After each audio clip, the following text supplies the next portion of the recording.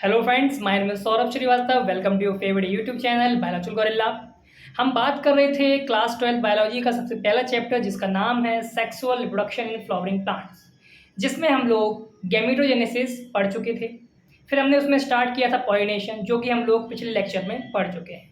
आज हम लोग बात करने जा रहे हैं पॉलिनेटिंग एजेंट। जैसे हमने पिछले लेक्चर में बात की थी पॉलिनेशन, तो पॉलिनेशन का मतलब क्या होता है? एंथर से स्टिग्मा पे पॉलिन ग्रेन का जाना, उसको बोलते हैं पॉलिनेशन।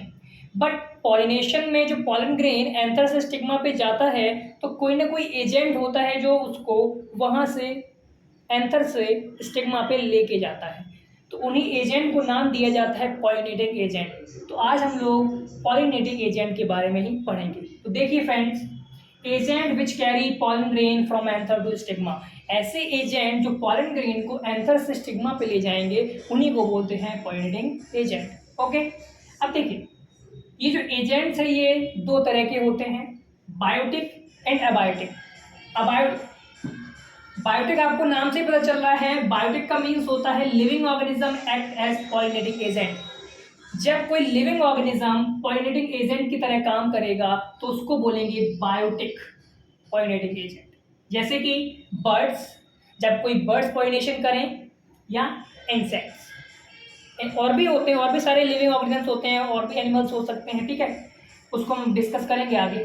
फिर बात आती है एबायोटिक, जब non living object act as pollinating agent, ठीक है। जैसे नॉन लिविंग चीज़ें, विंड्स हो गई, वाटर, कभी कभी क्या होता है हवा में उड़ के जाता है पॉलन ग्रेन, कभी कभी पानी में बह के जाता है एंथर से स्टिग्मा पे, ठीक है। तो बायोटिक एंड एबायोटिक। अब हम लोग बारी बारी से पहले एबायोटिक को डिस्कस करेंगे, फिर बायोटिक को डिस्कस करेंगे। चलिए देखते हैं अबायोटिक पॉलिनेटिंग एजेंट, जिससे हम लोग सबसे पहले बात करेंगे पॉलिनेशन बाय विंड। तो देखिए, pollen grains carried by wind from anther to stigma, जब विंड के द्वारा पॉलन ग्रेन एंथर से स्टिग्मा पे ले जाया जाएगा तो वो होगा विंड पॉलिनेशन, ठीक है। अब देखिए, ऐसे प्लांट जो विंड पॉलिनेशन करेंगे या जिनमें पॉलन ग्रेन जो है विंड के थ्रू कैरी किया जाएगा, उनके कुछ कैरेक्टरिस्टिक्स होते हैं। जैसे कि लाइट पॉलन ग्रेन, उनका जो पॉलन ग्रेन होता है बहुत हल्का होता है। अगर पॉलन ग्रेन बहुत ज़्यादा भारी हो जाएगा तो हवा में नहीं उड़ पाएगा, इसलिए पॉलन ग्रेन का हल्का होना बहुत ज़रूरी है। और इसके साथ साथ नॉन स्टिकी पॉलन ग्रेन होता है। अगर पॉलन ग्रेन स्टिकी होगा तो जगह जगह चिपकता जाएगा, तो वो हवा के साथ नहीं उड़ पाएगा, तो इसलिए पॉलन ग्रेन का नॉन स्टिकी होना भी ज़रूरी है। फिर बात आती है वेल एक्सपोज्ड स्टेमन, उसका जो स्टेमन है वो वेल एक्सपोज्ड होना चाहिए, बाहर की तरफ निकला हुआ होना चाहिए, ताकि हवा जब पॉलन ग्रेन निकले तो वो हवा में आसानी से आ सके, ठीक है। फिर बात आती है लार्ज फेदरी स्टिग्मा, जो स्टिग्मा होना चाहिए बड़ा होना चाहिए और फैदरी होना चाहिए, फेदर्स होने चाहिए, ताकि वो फेदर्स हवा में आने वाले पॉलन ग्रेन्स को कैच कर सकें। ओके, इसका एग्जांपल देख लीजिए, कॉर्न कॉब यानी कि मेज, देखा होगा आपने, जैसा कि आप इमेज में भी देख सकते हैं, फेदरी स्टिग्मा है तो हवा में जो भी पॉलन ग्रेन्स आ रहे होंगे उनको ये कैच कर लेते हैं, ठीक है। और ये विंड पॉलिनेशन का कॉमन एग्जांपल है ग्रासेस, ग्रासेस में बहुत कॉमन है ये wind pollination. Okay, pollination by water, pollination by water less common mode of pollination होता है, ठीक है। ये हमें ज़्यादा देखने को नहीं मिलता, बहुत कम होता है ये। अब जैसे ही मैंने बात की पॉलिनेशन बाय वाटर, तो सबके दिमाग में चल रहा होगा कि जितने भी एक्वेटिक प्लांट्स होंगे वो सभी किससे पॉलिनेट करते होंगे? वाटर।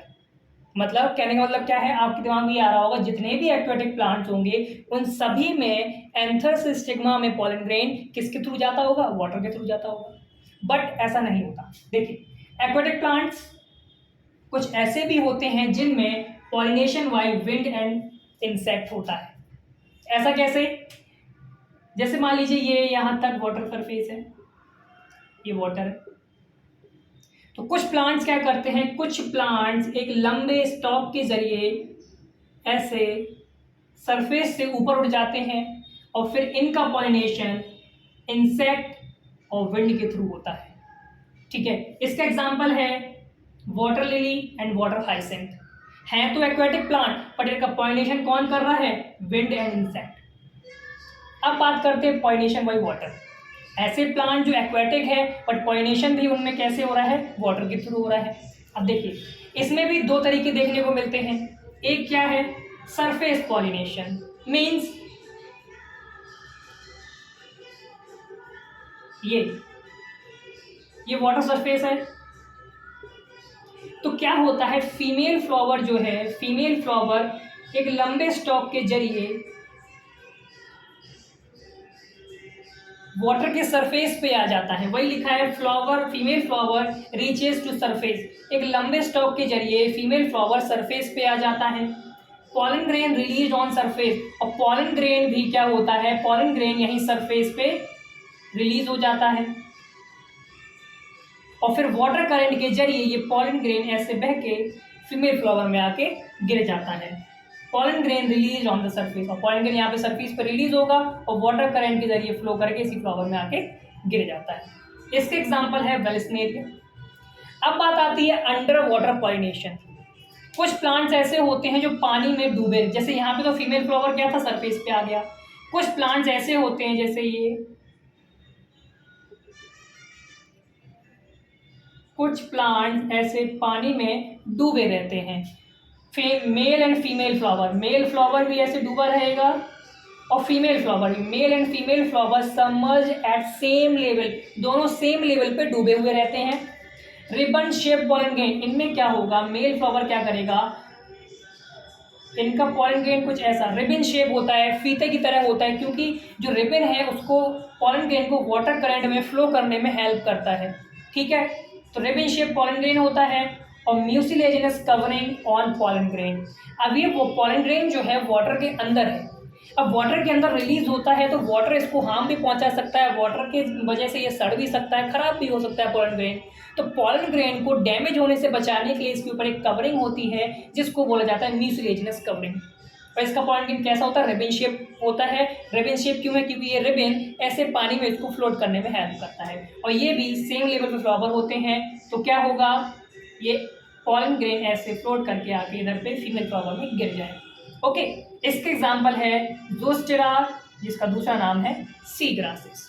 ओके, देखिए अब हम बात करेंगे बायोटिक एजेंट की। सबसे पहले pollination by insect, most common in biotic agent. अगर हम बात करें बायोटिक पॉलिनेटिक एजेंट की तो उसमें सबसे कॉमन एजेंट होता है इंसेक्ट। ठीक है, तो ऐसे फ्लावर जिनमें इंसेक्ट के द्वारा पॉलिनेशन होता है उनके कुछ फीचर्स होते हैं, जैसे कि कलरफुल होते हैं उनके फ्लावर्स। फ्लावर जो है ब्राइट कलर से अट्रैक्ट होते हैं, ब्राइट कलर से अट्रैक्ट होके उसके पास जाते हैं, बैठते हैं। ठीक है, तो ठीक है, कलरफुल होंगे। उसके बाद प्रोड्यूस नेक्टर। अब इनके फ्लावर्स जो है नेक्टर भी प्रोड्यूस करते हैं, क्योंकि जो इंसेक्ट्स होते हैं, इंसेक्ट क्या करेंगे, फ्लावर के पास जाएंगे और उससे नेक्टर लेंगे, और उस नेक्टर से वो क्या करेंगे, जैसे बीज हैं तो बीज नेक्टर से क्या करते हैं, हनी बनाती हैं। ठीक है, तो नेक्टर भी प्रोड्यूस करेंगे। फिर बात आती है हैव अडोर, और एक अच्छी सी स्मेल होगी, क्योंकि स्मेल से भी फ्लावर्स, स्मेल से भी इंसेक्ट अट्रैक्ट होते हैं। स्टिकी पॉलन ग्रेन, अब इनके पॉलन में स्टिकी होते हैं, ऐसा क्यों, क्योंकि जब इससे फ्लावर्स पे वो इंसेक्ट जब बैठेंगे तो पॉलन ग्रेन इनके फीट पे, इनके पैरों पे चिपक जाते हैं। फिर वो फ्लावर्स फिर वो इंसेक्ट दूसरे फ्लावर पे जब उड़ के जाएगा, वहाँ पे बैठेगा, तो जो उसके पैर में चिपके हुए पॉलन ग्रेन्स हैं वो दूसरे फ्लावर्स पे झड़ जाते हैं, तो इसीलिए इसके पॉलन ग्रेन जो है वो स्टिकी हैं। ठीक, अब देखिए फ्लाइज एंड बीटल, ऐसे फ्लावर्स जो फ्लाइज एंड बीटल्स जिनका पॉलिनेशन करती हैं, उनके पास जो ओडोर होती है फॉल ओडोर होती है। जैसे आपने कभी कभी देखा कुछ फ्लावर्स होते हैं उनकी स्मेल बहुत ख़राब होती है, हमें पसंद नहीं आती। ठीक है, तो वो समझ जाना चाहिए वो फ्लावर्स ऐसे फ्लावर्स हैं जिनका पॉलिनेशन कौन कर रहे हैं, फ्लाइज एंड बीटल्स। ठीक है, अब देखो मोस्ट कॉमन इंसेक्ट, बायोटिक में सबसे कॉमन एजेंट क्या है, इंसेक्ट, और इंसेक्ट में भी सबसे कॉमन इंसेक्ट क्या है, बीज। ओके, अदर इंसेक्ट, वो और भी इंसेक्ट जैसे बटरफ्लाइज भी हैं, बीटल्स भी हैं, वॉस्प है, मॉथ है और एंड्स। अब बात करते हैं बैट। ऐसे प्लांट जिसमें पॉलिनेटिंग एजेंट बैट होगा उसके फ्लावर्स लार्ज होते हैं, स्ट्रॉन्ग ओडोर होती है, स्मेल बहुत तगड़ी स्मेल होती है। ऐसा क्यों, देखिए बैट को हम जानते हैं जैसा कि दिन में दिखता नहीं है, तो अगर पॉलिनेशन वगैरह होना होगा तो वो ये जो स्ट्रॉन्ग ओडोर है, ये जो स्मेल है, इसी को पीछे करते, इसी को चेज करते हुए, इसी का पीछा करते करते फ्लावर्स तक जाएगा। डल कलर होते हैं, जानते हैं जैसा कि इसे दिन में दिखता नहीं है, तो कलर से कुछ लेना देना होता नहीं है। और फ्लावर्स का कलरफुल होने का मतलब यही है, कलरफुल होके वो क्या कर रहा है, अपने पॉलिनेटिंग एजेंट को अट्रैक्ट कर रहा है। बट इनके पॉलिनेटिंग एजेंट क्या है, इनको कलर से कोई मतलब नहीं है बैट को, इसलिए इसके कलर जो है डल होते हैं और यहाँ पे भी नेक्टर प्रेजेंट होता है। अब देखिए बर्ड्स जिनके पॉलिनेटिंग एजेंट होंगे उनके फ्लावर्स भी जाहिर सी बात है बड़े होंगे। ऑडोर यहाँ पे एब्सेंट होती है और ये ब्राइट कलर्स होते हैं, क्योंकि बर्ड्स को तो दिखता है और बर्ड्स अगर किसी फ्लावर के पास जाएगी तो वो उसके कलर से, ब्राइट कलर से अट्रैक्ट होकर जाएगी। और यहाँ पे देखिए, यहाँ पे भी नेक्टर प्रेजेंट होता है। अब बात आती है अदर एजेंट, और भी बायोटिक एजेंट हैं जैसे लिजार्ड्स हो गई, गार्डन लिजार्ड, जैको लिजार्ड और लैम्यूर। ठीक, देखिए फ्रेंड्स, ये जो पॉलिनेटिंग एजेंट्स हैं ये क्या करते हैं, प्लांट्स का पॉलिनेशन करवाते हैं। तो पॉलिनेशन के बदले में प्लांट्स भी इनको कुछ रिवॉर्ड्स देते हैं, उनको बोलते हैं रिवॉर्ड फॉर पॉलिनेशन। ये तो भाई सिंपल सा रूल है, अगर हम किसी का कुछ काम करेंगे तो हम भी एक्सपेक्ट करेंगे वो हमें भी कुछ दे बदले में, या वो हमारा भी कुछ काम करे। ठीक है, तो अब अगला टॉपिक हमारा है रिवॉर्ड फॉर पॉलिनेशन। चलिए देख लेते हैं reward for pollination. To ensure regular visit of insect, plants offer some reward.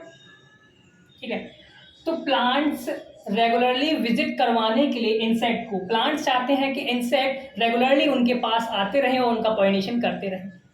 तो इंसेक्ट कहते हैं कि हम फ्री में तो नहीं आएंगे, तो उनको बुलाने के लिए कुछ रिवॉर्ड ऑफर करते हैं प्लांट्स, उनको बोला जाता है रिवॉर्ड फॉर पॉलिनेशन।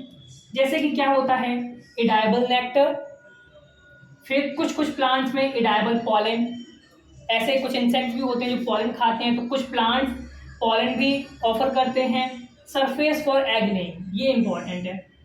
कुछ प्लांट्स क्या करते हैं, उनको बोलते हैं कि आओ हमारा पॉलिनेशन कर दो और बदले में हम तुम्हें क्या देंगे, एग ले करने के लिए एक सरफेस देंगे। ठीक है, तो एक एमोर्फोफिलस प्लांट फ्लावर होता है, ये बहुत बड़ा फ्लावर होता है, 6 फीट का फ्लावर होता है। तो इतना बड़ा फ्लावर है तो इसके पास आसानी से एग लेइंग के लिए सरफेस होता है। तो यहाँ पे इंसेक्ट आते हैं, इसका पॉलिनेशन करते हैं और बदले में उनको क्या मिल जाता है, अपने अंडे देने के लिए जगह मिल जाती है। एक एग्जाम्पल इसका ये है यक्का प्लांट और मॉथ। तो यक्का प्लांट क्या करता है, provide surface for egg laying to moth. तो यक्का प्लांट मॉथ को अंडे देने के लिए जगह देता है। ठीक, फिर होता क्या है, मॉथ क्या करेगा, मॉथ पॉलिनेशन कर देगा किसका, यक्का प्लांट का, और वहां पे अपने अंडे दे देगा। ठीक, larva comes out before fruit develop, तो पॉलिनेशन कर देगा और वहां पे अंडे दे देगा। और जैसे ही उस यक्का प्लांट में फ्रूट्स डेवलप होने वाले होंगे, यानी या कह सकते हो फ्रूट डेवलप होने से पहले लार्वास बाहर आ जाएंगे अंडे से, और वो ये मॉथ उड़ जाएंगे, इंसेक्ट उड़ जाएंगे। ठीक है, तो कहने का मतलब क्या है, मॉथ क्या करेगा, यक्का प्लांट में अंडे दे देगा, उसका पॉलिनेशन करा देगा, और उसके फ्रूट डेवलप होने से पहले ही लार्वा बाहर आ जाएंगे और ये इंसेक्ट उसमें से उड़ जाएंगे। ठीक है, अब देखिए कुछ बर्ड्स होते हैं, सनबर्ड्स और हमिंग बर्ड, ये होते हैं नेक्टर रॉबर। ये बड़े चालाक होते हैं, ये प्लांट्स के पास जाके उनसे नेक्टर तो चुरा लेते हैं पर उनका पॉलिनेशन नहीं करते। ठीक है, तो फ्रेंड्स आज के लिए इतना ही, इसके आगे हम लोग नेक्स्ट वीडियो में देखेंगे।